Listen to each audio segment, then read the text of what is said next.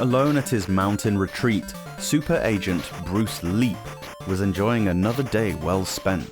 He had remained from dawn to dusk in his secluded cedar-logged dojo, sharpening his techniques in the various martial arts. A strict diet of rattlesnakes and iguana stew had served to heighten Leap's confidence and replenish his soul with vigor. Then, late last night, Leap received the top-secret and confidential directives from Control Central, which he was expecting. Leap broke the seal, tore into the packaging, and retrieved the papers inside. Papers which, for the time being anyway, would decide his fate. Leap's hunch about the contents of the documents proved right on the money. His boss, the Lieutenant Colonel, was indeed ordering him across the border, deep into enemy territory where, under the hot desert sun, dangers lurked, to reach the pyramid-shaped factories of Daddy Longlegs. Factories where a lethal concoction of scorpion juice and petroleum was being manufactured with evil intent. Reaching Daddy Longlegs' factory is certain to be a fight-filled task. Various bodyguards and goons will strive their utmost to prevent Leap from getting to their master. But get to Daddy Longlegs, Leap must. Yes, you did just hear that. Glorious, wasn't it? Based on the arcade title of the same name and called Spartan X in Japan, hence the product code DMG-SX, we have a remodeled version of a classic side-scrolling beat-em-up where you play as the terribly monikered protagonist Bruce Leap. You walk from left to right with occasional platforming, kicking and punching anyone that dares threaten you. Energetic kung fu style music and satisfying beat-em-up sounds accompany you through 6 levels that are varied in design, if not procedure, although they are reasonably short. You travel through construction sites, on the top of a moving train, a factory, all the usuals. On each stage you have maybe 20 to 30 antagonists to pummel, most of which only take one strike before flying off the screen, although these guys with whips and some shuriken lobbers take a few more. You can take a decent amount of hits, and often there'll be medicine bottles dropped which replenish your health. A punches, B kicks. Jump with the up direction, and holding down allows you to attack while crouched, which is necessary to beat the first boss, Chainsaw Freddy.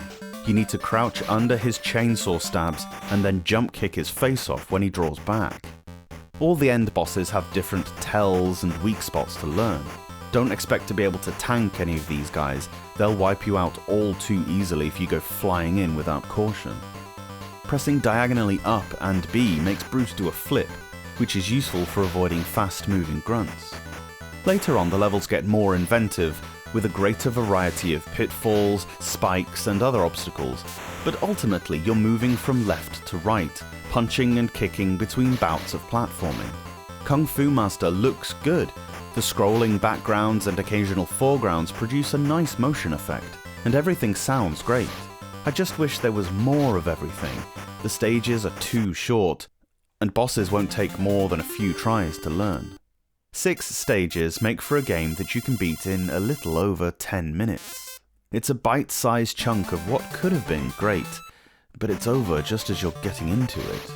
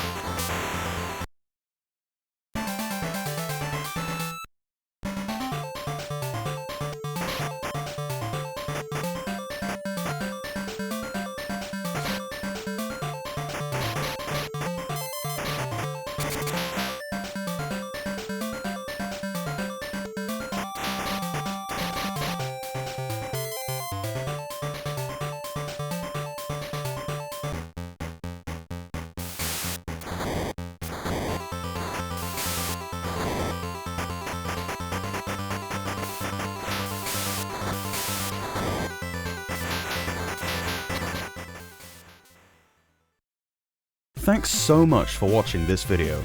Let me know your thoughts on the game down below, and if you can spare a second, give the review a quick thumbs up, it really helps out. Subscribe to the Portable Power podcast for a new Game Boy review every day from Monday to Friday. Or alternately, new episodes of the podcast drop every Saturday and Sunday on whichever platform you get your pods. See you later on.